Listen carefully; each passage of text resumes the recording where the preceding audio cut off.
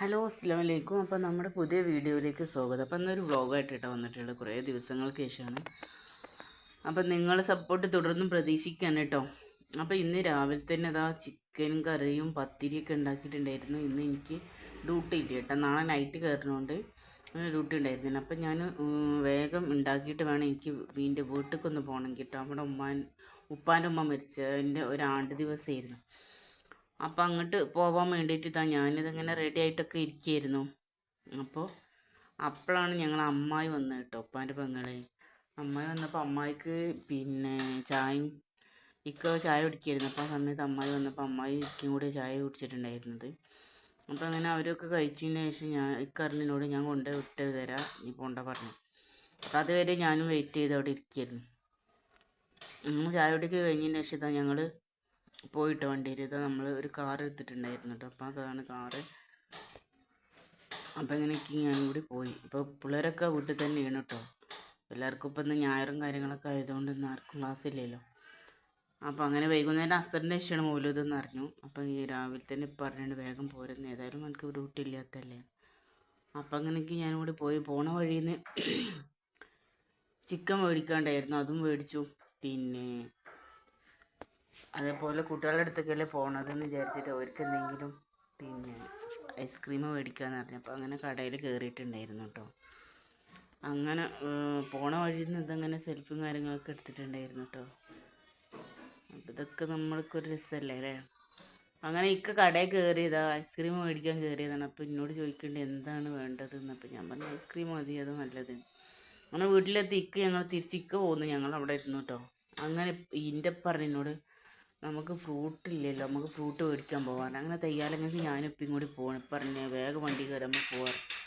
അവിടെ ചെന്നപ്പോൾ പലതരം ഫ്രൂട്ടുകൾ ഉണ്ടായിരുന്നു. ഞങ്ങൾ എന്ത് ചെയ്തു, കുറച്ച് ആപ്പിള്, മുന്തിരി, ഓറഞ്ച്, ബത്തക്ക, ഈ ഐറ്റംസൊക്കെ മേടിച്ചിട്ടാവും. മേടിച്ച് അങ്ങനെ വീട്ടിലെത്തിയപ്പോഴത്തേന് പത്തിരി ഒരു വക വാട്ടി ഇതാക്കൽ തുടങ്ങിയിട്ടുണ്ടായിരുന്നു. അപ്പോൾ ഞാനെന്ത് ചെയ്തു, ബാക്കി പത്തിരിയും കാര്യങ്ങളൊക്കെ ഞാനാണ് റെഡിയാക്കി. അപ്പോൾ ഇതിൻ്റെ നാത്തൂന് എത്തിയിട്ടുണ്ടായിരുന്നു കേട്ടോ.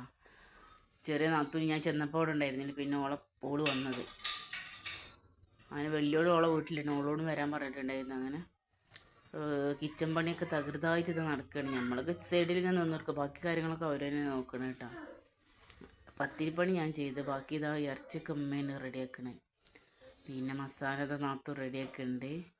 അപ്പോൾ ഇപ്പോൾ പറഞ്ഞ് കറി പോലെ വെക്കേണ്ട, നമുക്ക് ഗ്രേവി ആക്കാം, പൊറോട്ടയ്ക്ക് ചിക്കൻ പൊരിച്ചതാക്കാം എന്നൊക്കെ പറഞ്ഞു. അപ്പോൾ അങ്ങനെ ആ പരിപാടിയൊക്കെ കഴിഞ്ഞതിന് ശേഷം ഞങ്ങൾ ഉച്ചക്കത്തെ ഫുഡ് കഴിക്കാൻ വേണ്ടി ഇരുന്നിട്ടാവും.